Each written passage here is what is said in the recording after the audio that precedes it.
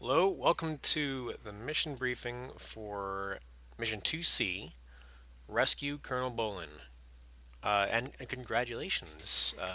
Might be in order if you're, in a big group of players and you are at the top of your respective team rosters.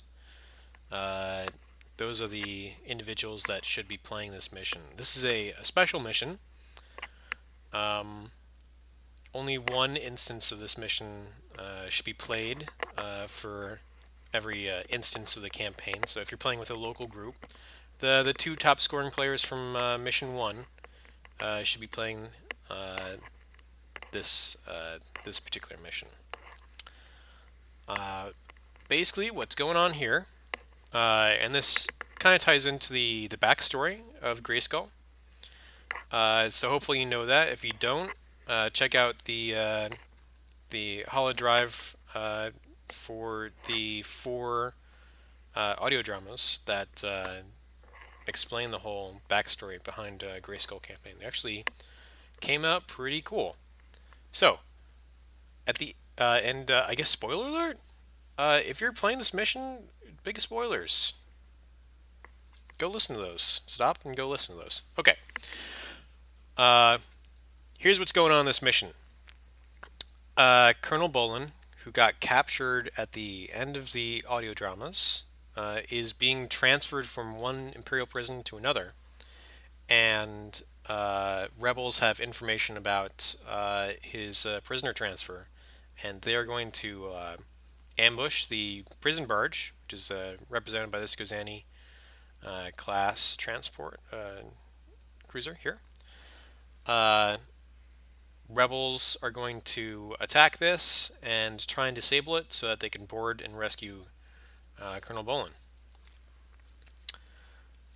In order to do that, they basically need to take it down to one hull. We'll get to that. Okay, so first up, terrain. Uh, Pretty simple here. 8 obstacles total, and straightforward setup. At you start alternating placement with starting with the Imperial player, and you populate the board with obstacles. And the restrictions are you have to place them beyond range one of any table edge and beyond range one of each other. So I've kind of went ahead and populated these. Um, um, hmm. One thing, if you're playing this, I think I'm gonna probably make this change to the rules in the future.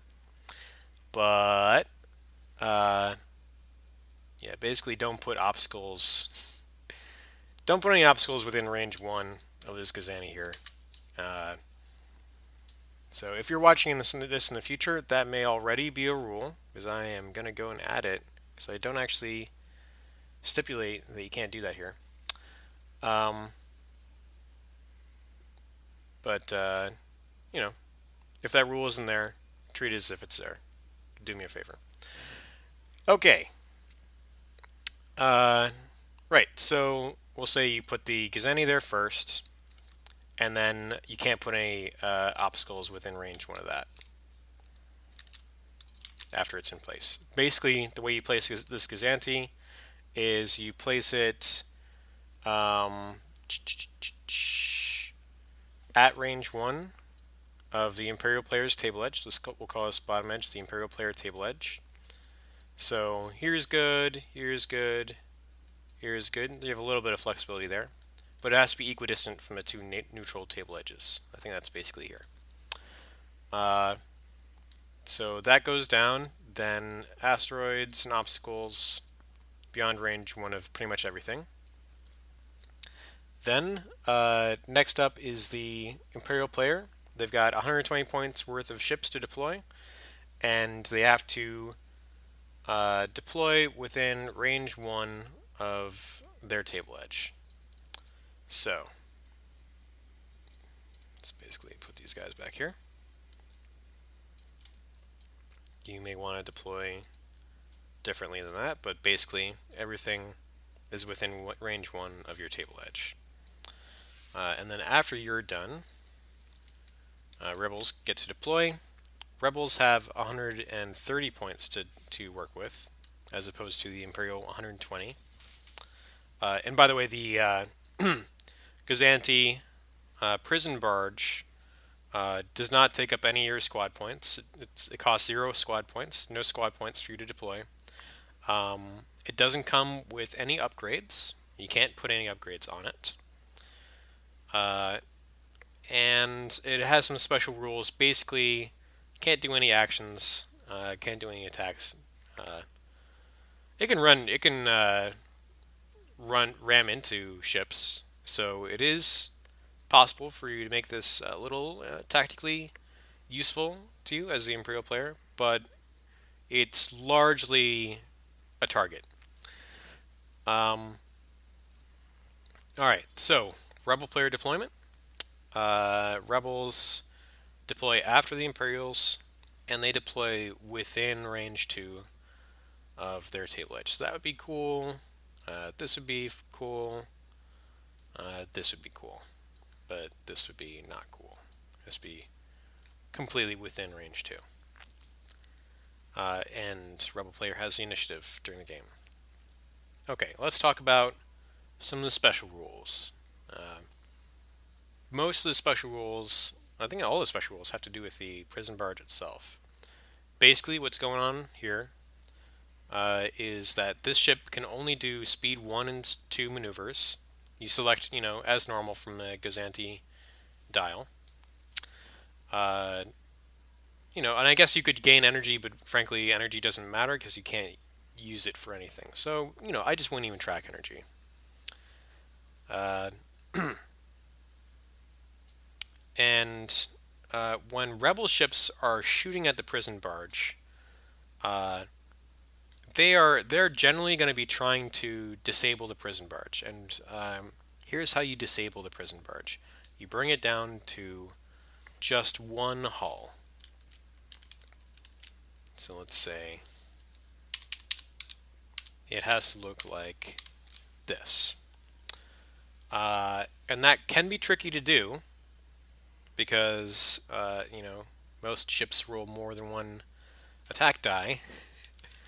And if you reduce it beyond, if you go below one hull on this thing, like this, 0 hull, that's destroyed as normal. So there's a couple ways to be careful about how much damage you do to this Gazanti. But the main way that you should probably be doing it is that the Rebel players have a special rule. When they're attacking the Imperial prison barge, they may choose to roll any number fewer attack dice. So if I had this X-wing here, normally it would get 4 attack dice primary against this Gazanti. Let's say this Gazanti had 2 hull. It was almost disabled, and we just need to bring it down to 1 hull. As this X-wing, when you're attacking with this X-wing, normally you would be rolling 4 dice, but you can choose to just roll 1 die or just roll 2 die. And you can do that whenever you're attacking the prison barge in order to disable it instead of destroying it. Because if you remember, thematically, Colonel Bolin is on this prison barge, and if you blow it up, he's dead, and that's not exactly your mission objective. But it is it can be, and we're going to talk about that in a minute here. Long story short, the scoring for this mission is a little complicated. There's basically 4 conditions. And before we get to that, I'll just say that the end of the game,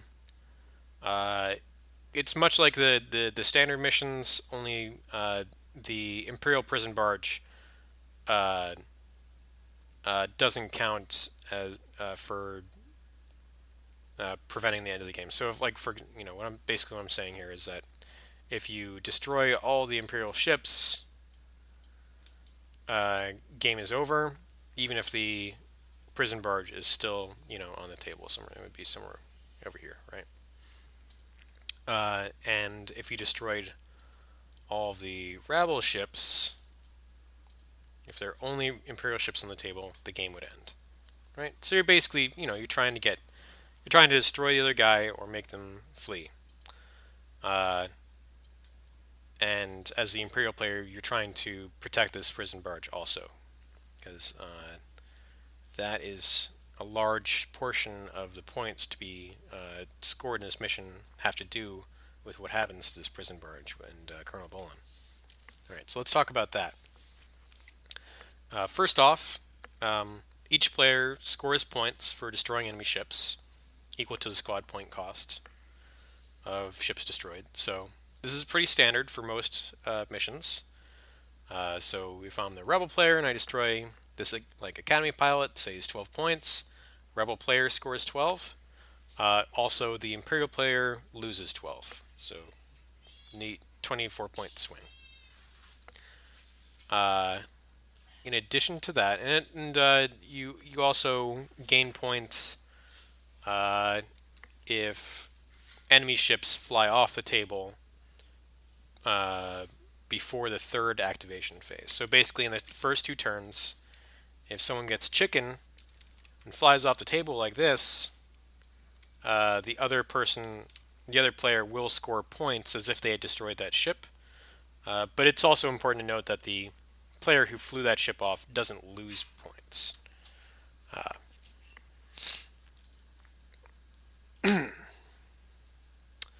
So, let's talk about this prison barge.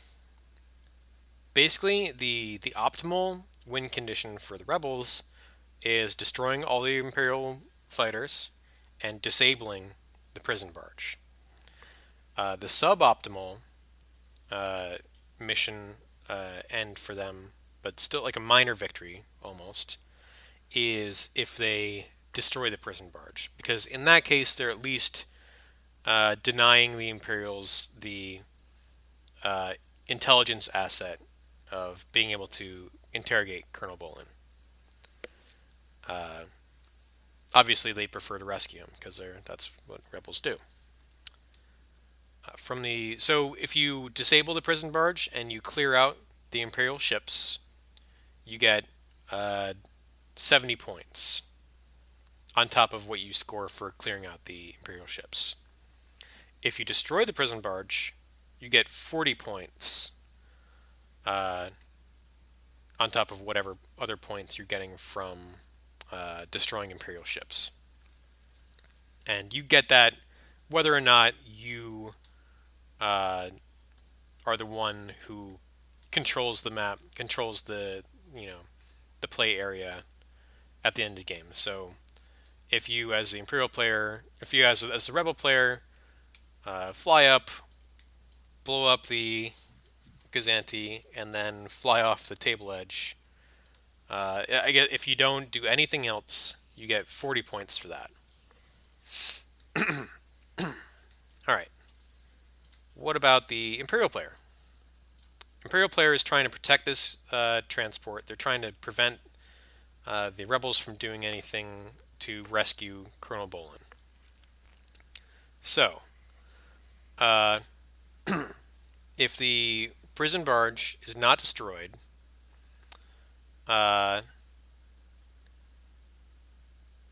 or disabled, then the Imperial player scores 70 points. So that's basically if this prison barge, survives with anything better than 1 health.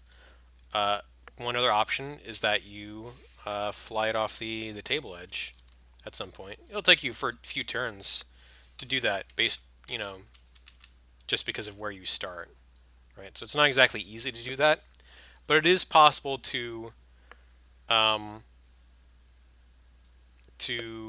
prevent this prison barge from being destroyed by escaping off a table edge. The other way is to just keep it on the table, but clear out all the rebel ships. If the prison barge is disabled and you are the one who controls the map at the end of the game. So let's say the rebels disabled it around here, but you managed to destroy all the rebel ships, then you get 40 points. So that's like the minor win condition for the Imperials.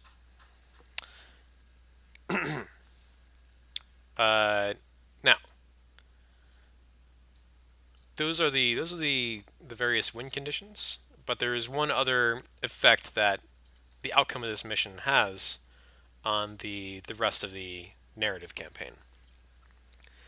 Uh, Basically, if the rebels are successful in rescuing Colonel Bolin, then he becomes available for them to play in the final showdown mission at Grayskull base at the very end of this campaign when the Imperials are attacking Grayskull base. So in other words, you save him and he joins the fight in the on the final table, and that's pretty cool, I think. Uh, so try and go for that. Obviously, that's how you get the most points anyway as a rebel player, but it's also kind of cool. The last thing to note about this mission, about the rules for this mission, is that each player's contribution to their team's score is doubled. So basically, uh, the way scoring normally works is that for every mission, a player uh, takes their score at the end of the game, and then the person running the narrative campaign uh, adds that score to the player's individual total score, and then adds that score to their team's total score. So each of these individual players will score for themselves normally. So they'll get 1x points for their individual score, but this match itself matters double for their team's overall standing. So it's the stakes are a bit higher, uh, even points wise, for this mission. So that is something that the pressure is on. uh, don't let your team down. Uh, you're the top scoring player in your team if you're playing this mission. But also remember you're going after the top scoring enemy player. So it's going to be rough. But overall, pretty interesting mission. As the Imperial player, uh, the main thing that you have to worry about, I think, is uh, doing enough damage to the rebels to overcome your initial points disadvantage. Uh, Before either they disable the transport or before they destroy you. Because the rebels are looking at um, two different targets here. They're either trying to eliminate your fighter forces and then go after the Gazanti, or they're trying to disable the Gazanti and then go after your fighter forces. But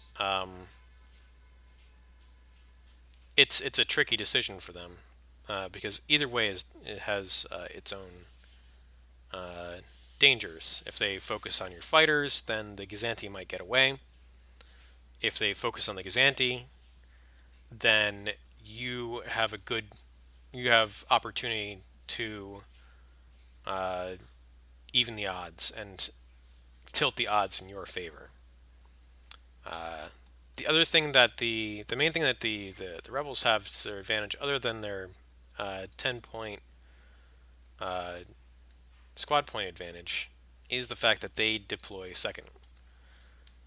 So as the Imperial player, uh, even just having this Gazanti bisecting your deployment zone can be kind of a pain. So functionally, you have to be, depending on what your strategy is, it can be difficult to maneuver your forces to engage the rebels effectively. So you have to give a lot of thought as to where you're putting your ships at the start of this mission. And it's something that can have profound effect on the outcome of the mission. And remember that the rebels deploy second. They can deploy reactively to you and take advantage of your deployment. And indeed, they really need to in order to tilt the odds in their favor, or have a real shot at this mission. Because even one turn, let's imagine that the rebels uh, move up and get good shots on the prison barge, enough to take it to disable it in one turn of firing. If you, as the Imperial player, do you know even just enough to destroy one ship, or take one ship down to half health, then that's basically enough to even the odds, or tilt them in your favor. So the rebels have it's a tricky scenario for the rebels, uh, just as much as the Imperials. All right, that's about it for me. Good luck.